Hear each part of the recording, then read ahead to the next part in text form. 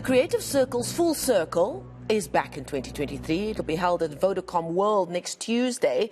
It's a platform to inspire the transformation of products, people and perceptions through creativity. Now, students, experts, creative leaders and marketers from around the world will gather in Midrand, of all places. One of the main speakers will be Kabelo Moshapalo. He's the Chief Creative Officer for Ogilvy and a Cannes Lions Film Juror for 2023. And I'm happy to say that he joins us virtually this morning from a very chilly Johannesburg. Kabelo, thank you so much for your time this morning. You know, when I looked at the name for the Creative Circle's Full Circle, I satirically imagined a whole of very cool advertising cats sitting in a circle, banging their drums and singing Kumbaya. But it's not that. It's far cooler and it's far more engaging. And I'm sure after the last few years that your industry has been through, you've got so much to talk about. You are one of the speakers. We'll talk a little bit about what you'll be focusing on. But what are you looking forward to the most in terms of that engagement and togetherness of an industry that's really been through the most over the last few years? Thank you. Thank you for having me, Marcel. I think what's very important for me, I think it's how the industry comes together to share and talk about ideas. So we're going to have, as you mentioned, brand people. We're going to have marketers. We're going to have students. And I think that it's very inspiring to be part of the conversations and looking at what we call the barometer of what creativity looks like, the power of creativity. So I think that's what I'm looking forward to. To inspire the transformation of product, people and perception through the power of creativity. That's kind of the payoff line for the Creative Circle, which does see itself as a non-profit organization. I'm interested in the bringing together of that, the bringing together and focusing in on the role of creativity in terms of how it fuels business, but also how it just fuels the craft of creativity. Do you think we're getting to the point where those two things now do more comfortably live side by side? I think we are. And I think, you know, as you outlined, that's our purpose, right? And our purpose is about, you know, marketing is about selling. We have to sell clients' products, but you know we have to use creativity and connect with people to actually find ways that our brands can show up in a way that's meaningful for our audiences and our customers. So those two worlds coming together, I think it's the line is getting blurred and the connection is getting deeper. You work for a massive agency called Ogilvy. It doesn't get bigger than that. You're the Chief Creative Officer. But you also keep hearing people talking about the time of the agency has died. The time for agencies and their big bulls have long gone. It's the little guy. It's the micro influencers and smaller boutique agencies. It's their time now. Do you think that kind of perception has been highly inflated or overflated or over-reported on? And have we instead just gotten to a time where space is now being made for everybody when it comes to the creative space, the advertising space, and the marketing space? I think, you know, like you were saying, it's a little bit overinflated. I think there is room for everyone to play. And I think, you know, culture has shown that everyone's competition is everyone. I think we have competition between content creators and agencies and small shops, boutique shops, and everyone else.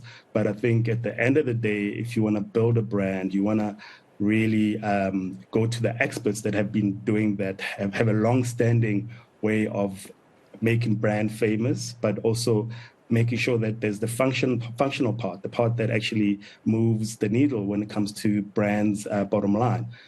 You know, I think sometimes people take a gamble with people that have the experience of how to actually make a brand be located in culture, but as well as, you know, connect with the audience and customers properly. You'll be one of the main speakers at Full Circle this year. Your talk is at 5 o'clock on the 25th of July, and it's entitled The Reinvention and Emerging Opportunities in Film. I mean, how much time do you have? Because that sounds like the topic for a conference To begin with, how did you approach putting together this talk? Because obviously there is a space that you revel in, that you operate in. You're one of the jurors for the Lions Awards this year. How has this sector reinvented itself, and where are those emerging opportunities? There's, this was the 70th Cannes Lions edition, so it's been 70 years of actually film, which started it being, the main sort of channel or category. So, it's been through a lot. It's been through a lot. And, 70 years ago, there wasn't, TikTok videos. So there's a different way of looking at film or telling stories. And obviously, there's a lot of different ways. There's AI now. There's a lot of different ways that it's been evolving, and technology is a key part of influencing that. And what the opportunities are is that there's different and lots of channels that you can reach people on. But what you have to do is be certain about what your brand story is, and make sure that it shows up in all those different channels, different touch points the same way. So with film itself, even when we talk about movie making, there's short films, there's long films, there's all those different sort of ways that you can tell a story in different genres. So the opportunities are endless. And as looking inwards, looking at South Africa, there's many stories to be told. And I think the world is looking for hearing different perspectives, different stories. And, we have all these rich textures and colors and stories that still have to be told from a South Africa perspective.